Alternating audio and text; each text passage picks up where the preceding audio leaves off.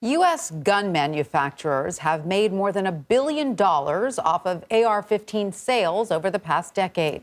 That figure was revealed ahead of today's House Committee on Oversight and Reform hearing with gun industry leaders on Capitol Hill.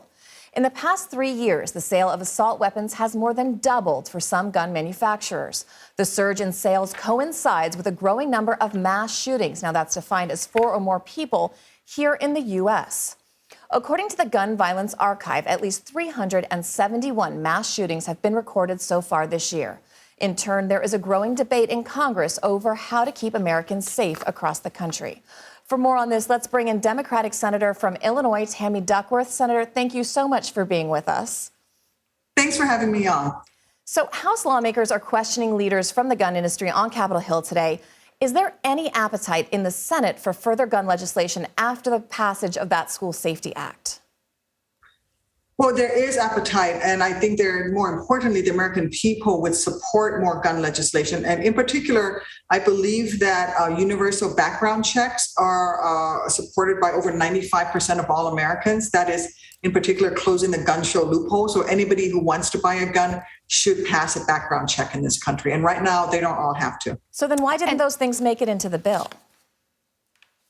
Well, I think this is part of the negotiations that got us to a point where we can, get something moving. Remember that the SAFER Act that we just passed did, for the first time, penalize straw purchasers. This is someone who can pass a background check.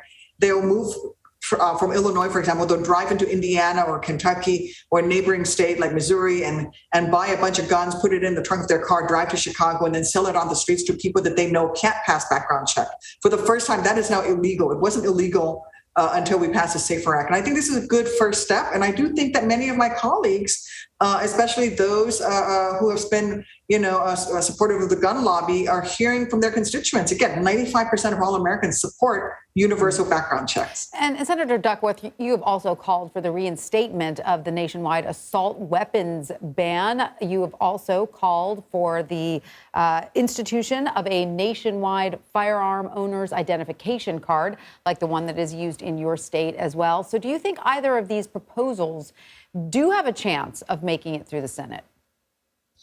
I think the FOID card idea is probably has a better chance of moving through, but I'm not going to give up on either because, frankly, assault weapons don't belong in the streets of our towns or our cities in this country. Remember that the AR-15 was designed to be a weapon of war. It wasn't designed for hunting. It wasn't designed for home protection. It wasn't designed for target practice. It was designed for war. It became the M16 that I carried for 23 years as an Army officer. And frankly, we need to ban these assault weapons because the number of mass shootings in this country has tripled since 2004 when the assault weapons ban was allowed to expire.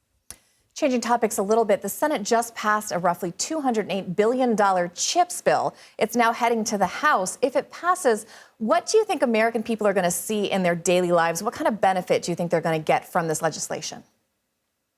Well, you're going to see jobs. You're going to see the bringing back of manufacturing, supply chain manufacturing in critical industries like microchips back into the United States. Right now, 95% of the microchips that we depend on are made in foreign countries, and it's slowed down the manufacture of everything from medical devices to your toaster oven to, the air fryer that I use to heat up my daughter's chicken nuggets a couple of times a week. And so we're seeing prices rise because our supply chain is broken. And what this CHIPS Act will do is basically rebuild the domestic chip manufacturing industry and also make significant investments in the future in scientific research and development, everything from 6G to NASA to artificial intelligence, as well as the advanced chip manufacturing that we need for everything from cars to jets to rocket ships.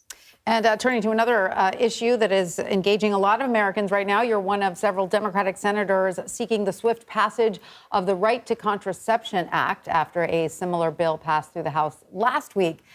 Can you tell us, Senator, exactly what does this bill entail, and do you think it has the potential to pass through the Senate?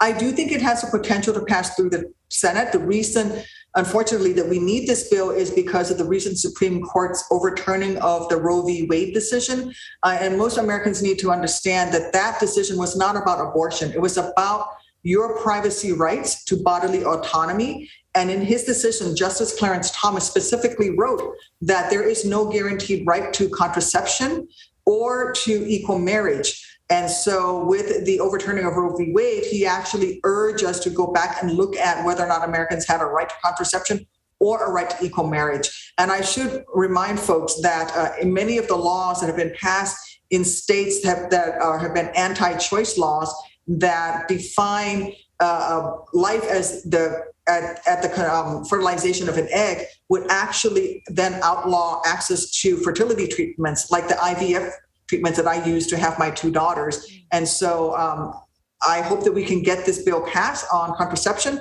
I hope that we can get the bill passed on equal marriage, also right to IVF. It's basically the right to control your own body, whether that is to seek an abortion or to start a family like I did through IVF. Well, Senator Tammy Duckworth, thank you so much for joining us. We appreciate your time. Thank you.